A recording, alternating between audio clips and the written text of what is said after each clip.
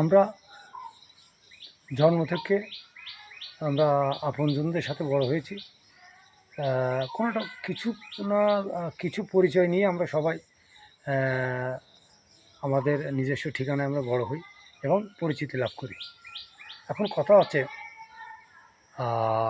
আমাদের আপনজন বা পাড়া প্রতিবেশী বা দূরের কেউ সবাই কি সঠিক? এক শ্রেণীর লোক আছে যারা সবসময় স্বার্থপর। সেটা কীরকম? ওই শ্রেণীর লোকগুলো কখনো কাউকে আপন ভাবেন না। সেটা আপনার কাকা হতে পারে, চাচা হতে পারে, মামা হতে পারে, পিতা হতে পারে, মা হতে পারে, ভাই হতে পারে, রক্তের যে কোনো কেউ হতে পারে, বাইরের লোক অথবা দূরের লোক। এই স্বার্থপরগুলোর কিছু চারিত্রিক বৈশিষ্ট্য আমি এখন আপনাদের কাছে তুলে ধরব। এরা নিজের স্বার্থের জন্য যে কোনো কাউকে ফাঁসিয়ে দিতে পারে, নাম্বার ১। নাম্বার ২, এরা নিজের স্বার্থের জন্য যে কোনো ছলনার আশ্রয় নিতে পারে।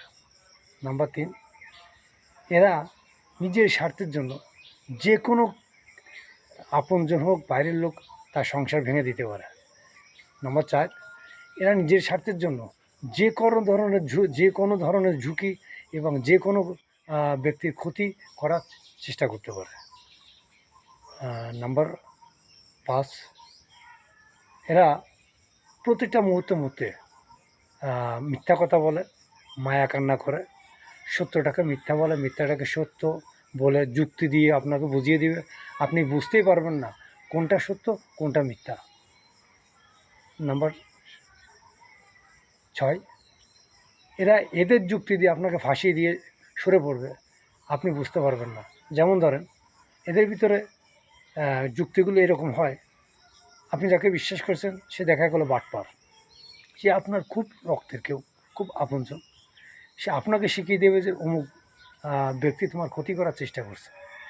ওই একই ব্যক্তি বা তাকে বলবে ওর কাছ থেকে সাবধান থাকো, নাহলে কিন্তু তোমার যে কোনো মতো ক্ষতি হতে পারে।